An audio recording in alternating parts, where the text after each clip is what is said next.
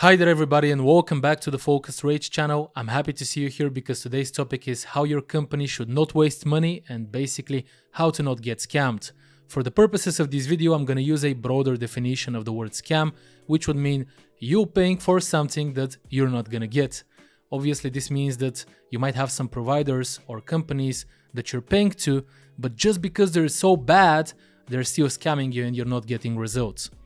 Now, I have 12 years of experience into sales strategies, managing teams and marketing campaigns, and that's what I'm going to focus on because I can literally give you my full experience and knowledge on what to watch out for. So we're going to cover two topics as in marketing outsourcing and sales outsourcing. But before we even get to those two, I need to make sure that you're not scamming yourself because that word really does have a hit, right? So I'm just going to keep on using it. Now, the first thing is if you have a marketing and a sales department, so let's say you're a company that has been on the market for some time, please do not even look at outsourcing if those two do not have good internal communications. If your marketing and sales department hate each other and they don't have aligned goals and they don't really understand what's going on, you shouldn't really even be involving a third party into the conversation. It's only gonna make things worse. And by the way, for this specific video, I finally got some bullet points, so I'm just gonna be staring from time to time there to make sure that we are structured. Now, if they do have a proper communication, then make sure that the outsourcing team that you're hiring does not actually handicap them, your internal teams, or does not reduce the commission that your internal, let's say, account management team has. I've had huge corporations in the past as clients that we have built successful teams for, and those teams as, let's say, sales development reps would be sending in proposals for 80,000 euro, 250,000 euro and more.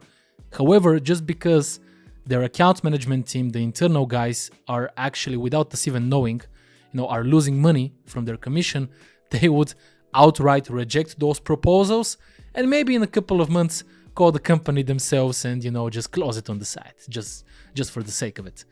Now the third thing is make sure that you're not sabotaging yourself as a CEO, as a director, as a leader. Imagine why exactly would you be outsourcing someone? Why would you be doing that? So in short, usually it would be to save money, or because you don't know how to do it, or because of both. Regardless, if you're outsourcing a team, I'm certain that saving money would be on your table, and that's fine. But nonetheless, you really need to give them freedom, because otherwise, just save yourself all the hustle and the risk, and maybe that waste of capital, of budget, and hire a head of marketing for a big chunk, like a huge salary, and just let them do everything. When you're outsourcing, you not being able to do it yourself internally means that you should still listen to this agency, and God bless you, hopefully you picked the right one. So you really do not get in the way of the agency if you have picked working with them, because that's really not gonna help. Just let them do their own thing and determine by the results if you should continue working with them or not just go left and right, lacking results and all of those things. Now, let's move on to marketing outsourcing. This is it for you. Make sure you cover those things. If you want to listen to me or not, that's up to you. But yeah, marketing outsourcing. There's a couple of things that you really need to be careful of, and it's really short. So let's just take any type of a marketing campaign. Google Ads, social media, anything else. You can go into YouTube. You can do webinars, events, and all of those things. If you're hiring the marketing agency to just filter out audiences and create the campaign for you, just the technical stuff, please do not waste your time and money. That's crazy. I don't see a reason for that. This is my opinion. I think that you're scamming yourself there. Again, I'm gonna say it. Now, if they are filtering out the audience and also advising on kind of the looks, just advising on the looks of the campaign, I think that you're still wasting money. Now, if they are filtering, advising, and creating material for you, so they already have a working blueprint, they give you working banners, and in some cases videos even, they create videos for you, I think that now you're getting somewhere and you're probably working with some professionals. Otherwise, they wouldn't even take in those responsibilities. So, an agency, a company taking additional responsibilities themselves and offering those to you, in the majority of cases, this does mean that they hopefully know what they are doing. Otherwise, they wouldn't risk it. And additionally, of course, if it's an agency that does all of those things and they are able to provide you with at least a 6-month plan forward of something that they have done with other clients in your industry, then that's definitely something that you should look into. And of course, be careful of the budget that you're putting in there. Why am I saying this? Don't go too cheap. Don't go too cheap. The fact is that marketing campaigns, one way or another, you're always going to have some parts of them that fail. And this doesn't mean that you need to stop it. So if you have like this working plan with a good agency, a good company, just the fact that in the beginning they don't have such high results doesn't mean that you're not going to actually get big results afterwards. So be careful to not judge early, is my opinion. And that's how you don't get scammed again yourself. Now, let's just skip all the rest of the topics for marketing, because I have to tell you, if you have any specific marketing questions, those will really depend on the campaign that you're doing. I just gave you the general stuff here. Send them to me in the comments or in the email or whatever, and I'm gonna answer you directly, myself.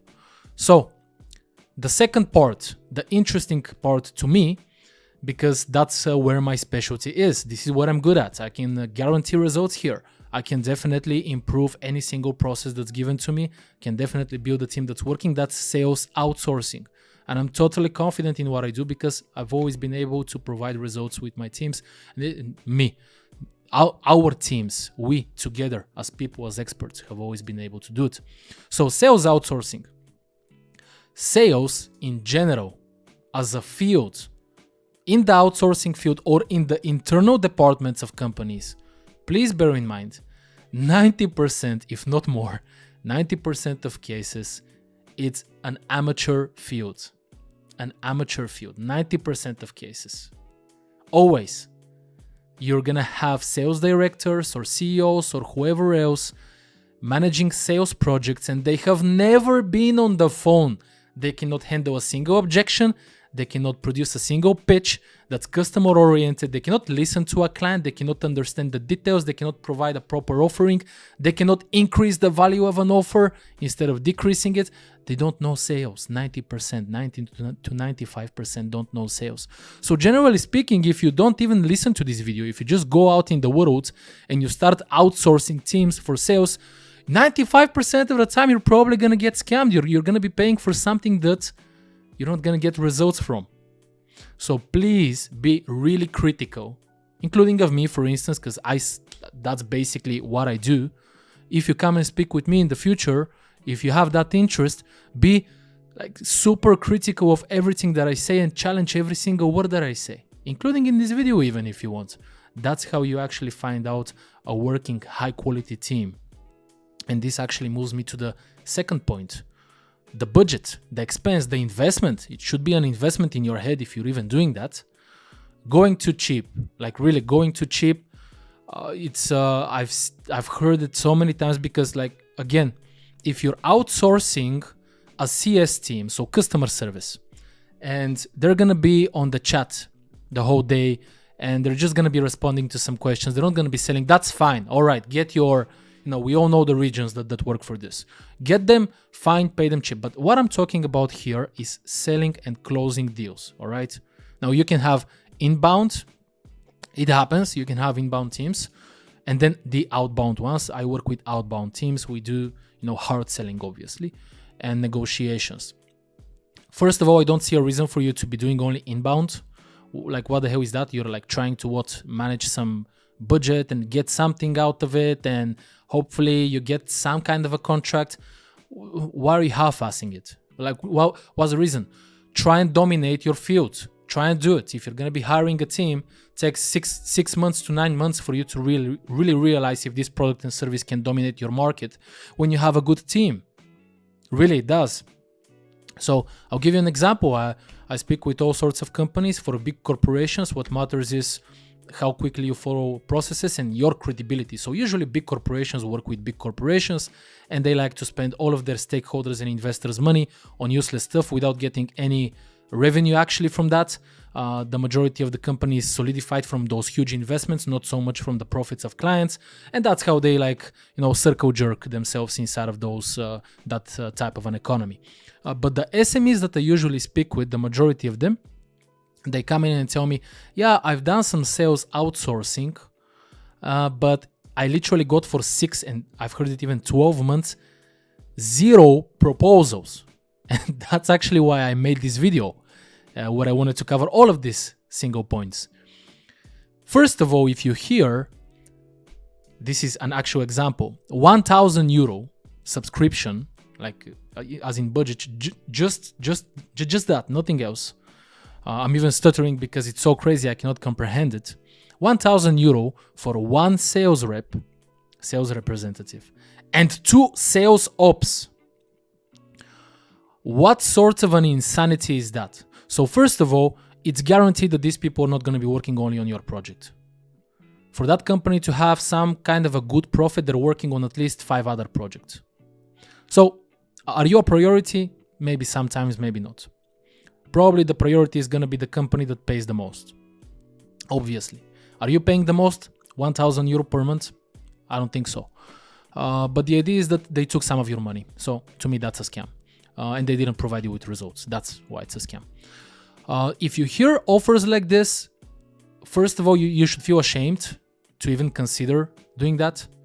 Imagine your product and then imagine me coming into your product and telling you, yeah, I've used that, but I've paid 100 times less. I have paid 10 times less. I don't think it works. How would that even sound to you? So any sorts of a budget like this means that the team that you're outsourcing works on multiple projects, and a team that works on multiple projects has quite a couple of issues. First of all, the commissions and the bonuses, how are they structured? Nobody knows. It's usually a shit show. The second thing is, how do you even get one of those people to prioritize a product when they're speaking with a potential end user or a partner or whatever? How do they memorize all of them? How are they able to pitch every single thing? No, you can think and you can say to yourself, those are sales geniuses. No, buddy, look, sales geniuses work only. Wow, it's really dark. Oh my goodness. Cut, let me just fix this.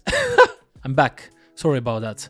Now, the actual sales geniuses, top performers, usually would be working for a really, really big company internally without being outsourced, and they would really just have their own portfolio. They would do their own thing. You wouldn't really find them always inside of an outsourcing company. Those that really do work inside of the outsourcing field as top performers, this is not a contract that you're going to get for those. And I'm going to explain, in a second what you should usually expect. And you really should just write this down if you decide to do outsourcing in the future. But actual sales experts are not going to be working on multiple projects. They're not going to be paid cents. They're in cents. They're not going to be wasting their time. They also need to feel motivated. They need to feel that they're doing something special, something more, that they're improving themselves, that they're growing. That's the actual top performers. That's the people that build companies, and they do. So write this down. There's 3 types, and Google them if you want. I'm not going to go into an explanation which one is what. But the first one would be sales enablement. Sales enablement, qualifying the prospect. If you get anything below approximately, I would say 2,500 euro per a sales rep for sales enablement, you might have those. There are companies that offer that. It's low quality. It's low quality. That's it. Do not expect results. Like 99% sure you're not going to get any money back. So sales enablement, 2,500 euro for one salesperson inside of just the qualifying field above. Now, sales development. So let's just start closing deals. Real representative. Okay. Moving forward the deal, signing the contract, getting the invoice, all of those things, 4,500 euro above per one. 4,500 euro above. If you're getting anything below this pricing, if you're getting anything below that, really stop it. Don't. Maybe you're gonna get something, but it's not a long-term plan that's gonna work. You're also gonna have again a lot of headaches, and there also one main reason that companies usually outsource development reps is to get the know-how. I've had companies like this. It's normal. I get it. No problem. We sign like a 1 or 2 year contract. After the 1 year, maybe they are like, yeah, I know everything that I have to know to make it internally myself. We have a profit. I like it. It's all good, but it's going to be now much better for me to try and do it. And that's what they do. It's okay. Like there's not a single company in the world that constantly outsources except like the biggest corporations that you can see, because to them, like, they don't care. As I said, they live more on investors than on profits. They're actually, if you look into it, they're actually huge banks. They're huge banks with just better interest, because constant investors, huge names, huge funds put in money there, right? So they exist as a bank, not to actually give good service, and that's why they're also so bad at their services in many cases. Now, funny, huh? Now, the third one would be account management. I offer that, and I have to tell you, I wouldn't usually advise it even. Unless it's like a startup and it's like a new company and you really don't know what's going on. Account management is good to get 1 or 2 guys, like a couple of people, to start building the portfolio internally, because you've already gotten some interest. You have some existing clients, you want to build the network, get the referrals, get the partners, right? And then also it's good for you to purchase those people. If you have a good environment and you want to like work, building relationships, business, long-lasting relationships like this, I think it's like crucial. And for me, for instance, I'm always looking for that. Now, if anybody is able to give you a price, a specific price for account management, I think that's crazy. This is strictly individual to the situation, because there are some companies that have a product or a service that really doesn't require too complicated account management process or strategy. They need to know how to sell, but you don't really need, if you don't want to pay too much for like a high expert, you really can get someone average on a more cost efficient budget, and you can just stick to the portfolio and try to grow it that way. So you have a bit more freedom there, but certainly me myself, I always aim to in my opinion, if you're going to be doing something, you really need to try and always dominate in that specific thing. Make it high quality, make it good, make sure that always the value is more than the pricing, obviously, than the cost. And this, what I gave you here, is basically the bare minimum. Now, you have some bonus tips from me, and all of them are true. Everybody knows it. And some people might hate me for it, but I want to give it to you because I really just want to help out here. Feel free to follow them if you want. First of all, if you're outsourcing or hiring a sales team internally or outsourcing, make sure that the employees that are actually going to be selling, and I'm talking about outbound sales, are below like just 28 years old, below 28. There are exceptions. I've worked with some great guys and women that are 36, 46 and above, but they are exceptions. They are. So those that are actually going to be selling and doing all the work, make sure that they are a bit younger. You need those because it's a high energy, high stress environment if you want good results. And also they're motivated to grow in the company, and that allows them to do it. Now, additionally to this, make sure that they are kind of balanced as well. I probably shouldn't be saying this in today's world because it's 2023 and now you're going to like cancel me or something, but this is a fact. Because I'm giving you working stuff here, okay? This works. So make sure that the team is split almost evenly between male and female sales employees. It's just a necessity. Generally, and again, there's always exceptions, but generally, female employees in the sales environment are more balanced. They follow processes more clearly. They also improve processes. Like I've seen some geniuses there. They're like really good. They know how to tone it, and you can always count on them. For the male ones, just try to find some top performers. And not all of them should be those. There's also some like really positive and influential guys that keep the morals high. Those are important as well, but just male in general in sales at least, and that's why usually you would see more of those there. They would work a bit more. By work a bit more, I mean that they would maybe on average stay 1 or 2 hours or 3 hours in the week more on top. They would be more motivated to chase and to fight with the others to get the top one spot. And again, there's exceptions, there's women like this as well, but that's why I'm saying generally. All right, don't kill me, okay? Don't throw rocks at me right now, because this is something that can improve and guarantee you more results if you're listening to me. For the guys though, definitely I would say that when you really have a good top performer, obviously sometimes you might have clashes. Communication might be a bit difficult. They're a bit more chaotic. They require higher maintenance, call it like that, psychologically. So you really need to make sure that you have a good team leader, a good sales manager. And why am I saying this? Some companies try to aim for, the best one out there. I just think that you need someone that knows how to build relationships with people. Basically, that motivates people. They can count on him. They can feel supported. He's there to help them. He's not there to kill them. He's there for them, not for the company. So they feel appreciated. They feel in the zone, in the environment. They feel at home. And this only comes from the sales manager. Not so much from, you can have a really nice company, but they're in contact with him and internally in the team all the time, not so much with the company, especially if it's a bigger company. So make sure that this guy really knows how to have a constant, positive and nice relationship with everybody. And then they would know themselves what to do for the results. Now, there's a couple of other things like personality factors. I'm going to make a whole separate video. On what's the best sales team. And I'm going to give you like different personalities, how you can, connect those, what you can do there. All right. We're not going to go into it right now. I don't think there's any point. Last but not least, there's two more things here.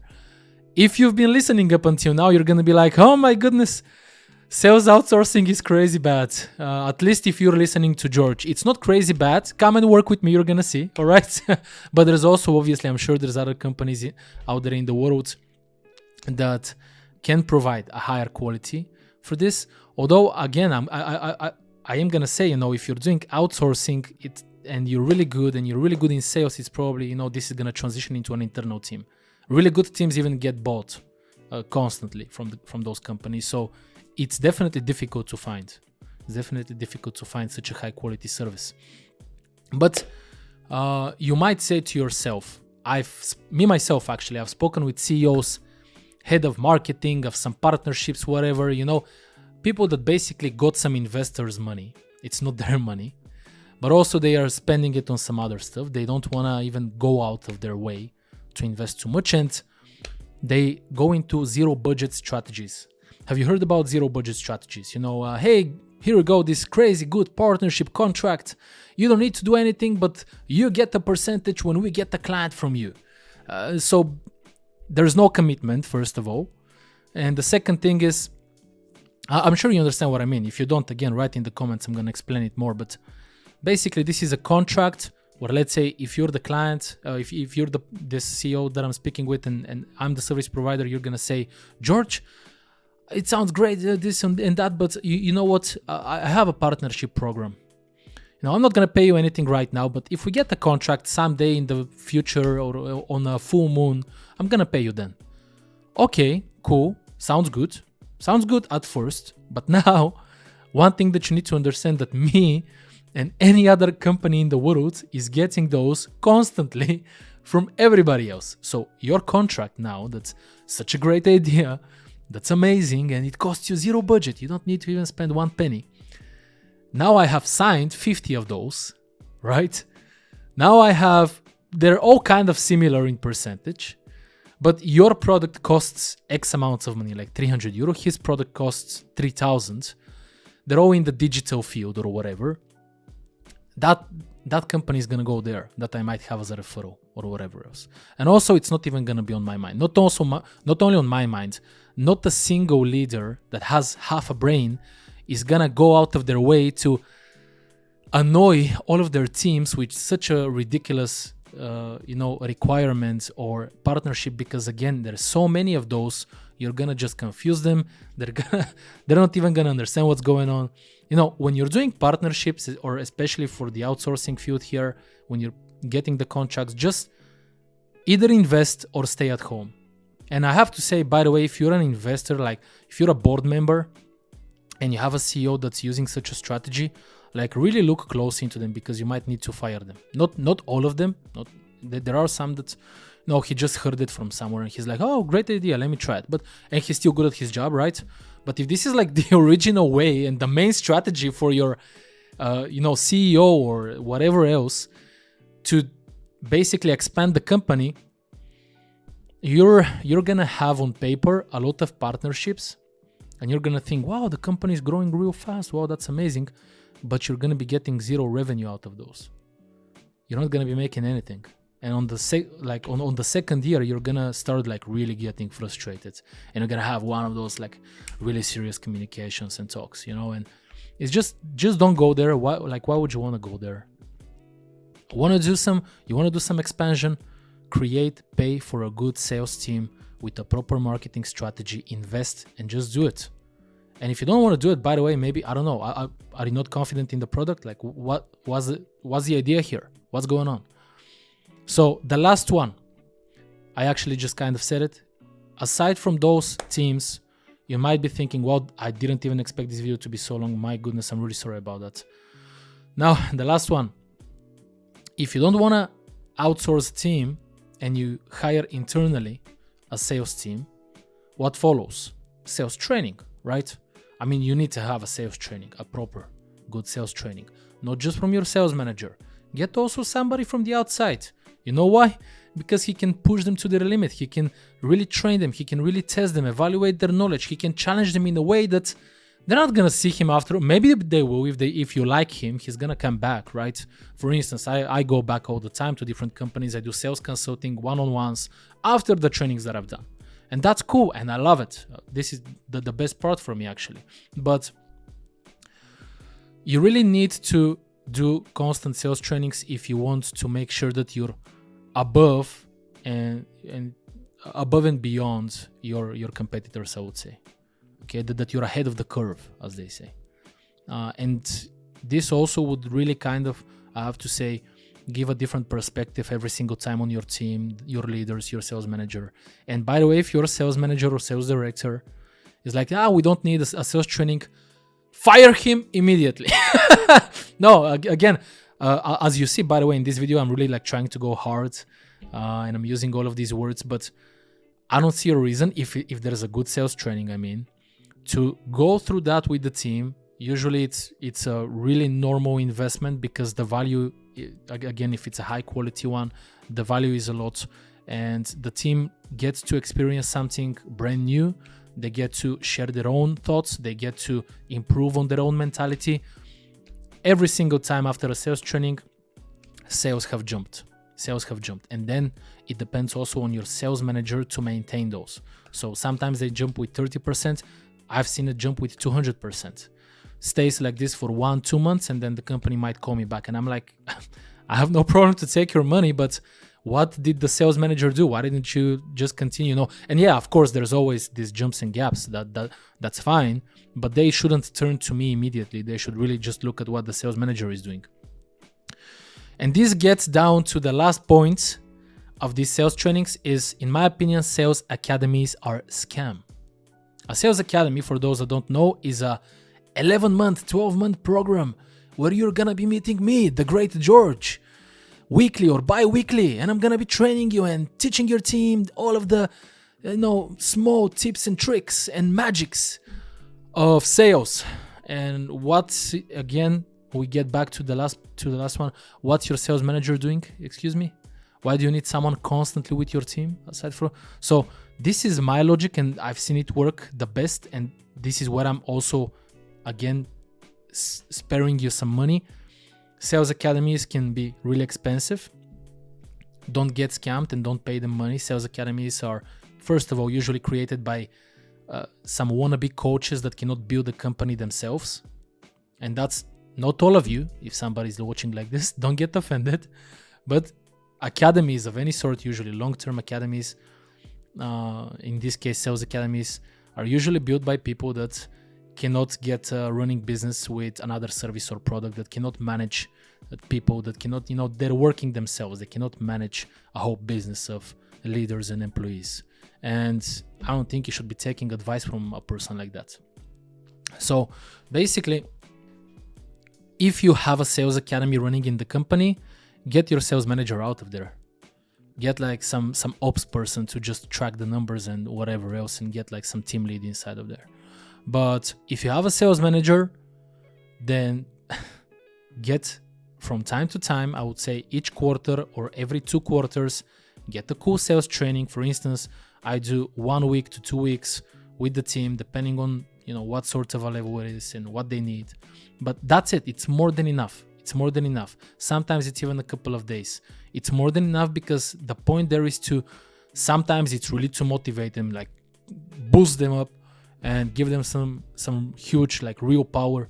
Other times it's really, going into the technical stuff, understanding specific methodologies, connecting that with each rep's personality, right?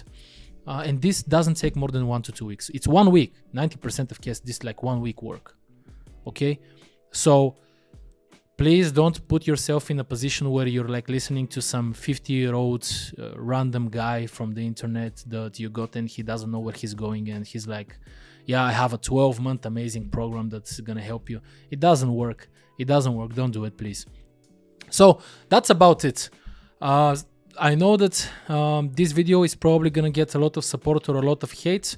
In both of those cases, I'm actually happy, because this means that I made you move inside here, think, especially to those business owners. You're gonna have my contacts below or somewhere here, so you can always send me an email. We can get in touch, we can have like a short 30 to 40 minute meeting, and you can ask me anything on these topics. It's not like the idea of the video is not for me to market my services or my company. I'm simply here. If I have free time, if I have available time, I would love to speak with you and answer all of your individual questions, because again, the idea of the video came through my conversation with so many companies that expressed their negative experience in the past with amateurs, amateur services, amateur companies, lots of them even big corporations that don't know what they're doing. They pretend they know what they're doing. And I think that SMEs, small businesses especially, are only gonna continue in the future to need each other. Huge corporations are gonna continue to grow and to gain more and more influence. They're gonna continue to be a monopoly in a lot of industries.